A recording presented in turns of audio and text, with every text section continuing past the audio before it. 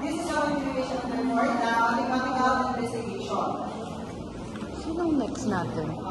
Mathematical investigation is an open-ended mathematical task which involves not problem solving but equally important problem posing as well. So here, mathematical investigation is ito yung isa sa mathematical teaching strategies na nakakatulong sa estudyante to develop their critical thinking na hindi na sila nakafocus sa isang problem or solution.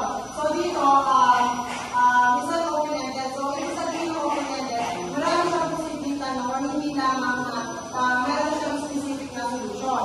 Here, but equally important is the problem solving as well. Dito, sa problem posing, ibig sabihin ito,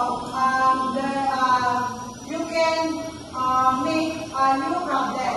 So example here, in the shape, pwede kang gumawa na ibang problem na connected sa shape. For example, ano yung nakikita mong shape dito sa loob ng classroom? Yun yung first problem. Pwede rin, anong shape ang magagawa mo when combining the shape. So, nakikita ba, problem posing, ito yung gumagawa ka ng problem o magagawa problem. Yung mathematical investigation. In short, ito yung makakatulong sa student to develop their critical thinking na nakapag-isip sila ng malaya kung hindi sila nakafocus sa isang solution lang. Naiintindihan ko ba? Okay. Okay, the word investigation does not refer to the process that we appear with solving a closed-ended problem, but an activity that self-promote independent mathematical investigation. So here, the word investigation is not focusing the closed-ended problem. So hindi lang siya nakafocus sa merong specific na problem. Sinasabi dito na investigation ay merong freedom or merong choice yung student nila kung paano nga ba nila masasolve yung isang problem na hindi lang nakafocus sa isang problem. Okay, for example here, there are 50 children at a playground and each child high five with each of other children. Find the total number of high fives. So second, the task B is there's are 50 children at the playground and each child high five with each of other children. Investigate. So ano yung pinakaiba ng task A at saka task B? Sa task A naman, dito makikita natin yung problem solving which is problem solving, then dito sa task B is makikita natin yung investigate. Sa task B, sa task A rather,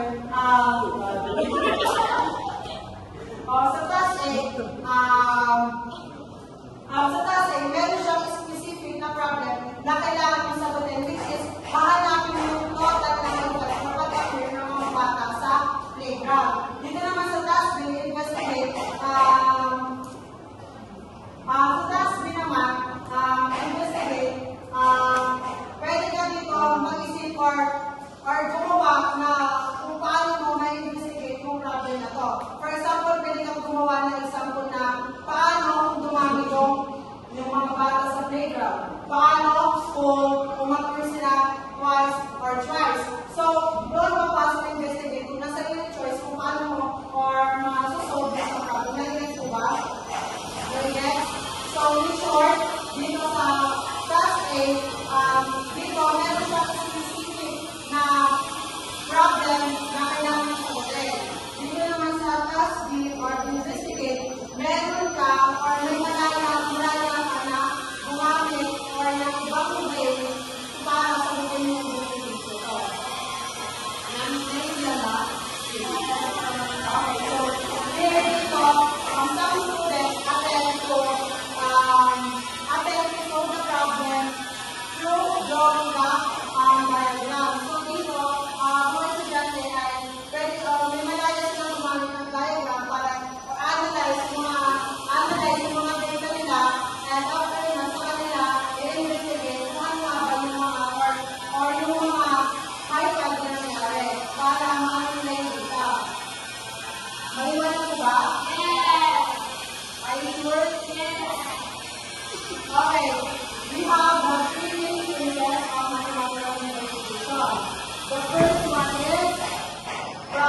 posing phase.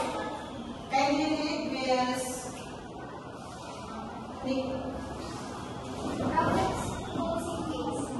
Students explore the conditions of the and come up with a mathematical problem that faces one problem.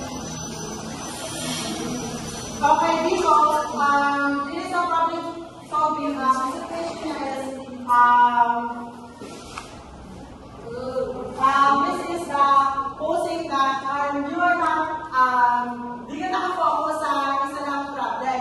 Dito, since what I said earlier, meron kang freedom to choose or paano mo isa-solve yung isang problem. So, the second one is conjecturing phase. When we read this, Mariela. Students explore the given situation and come up with a mathematical problem that faces one problem. Involves connecting or organizing data, looking for patterns in inferencing and Okay, dito, sa conjecturing phase, gagawa ko ng conjecture or in short, yung hypothesis. Dito, magpapalit na ng data and i-organize mo yung mga data para ma-solve mo na ayos mo, para mas magpadali sa'yo na i-solve yung isang problem. So, ulit ko ang conjecturing phase mo, this is the collected data, you can organize the data and para makahanap ka ng pattern or ways para masagot yung problem. Naiintindihan ko ba? Miss Adriana, ano yung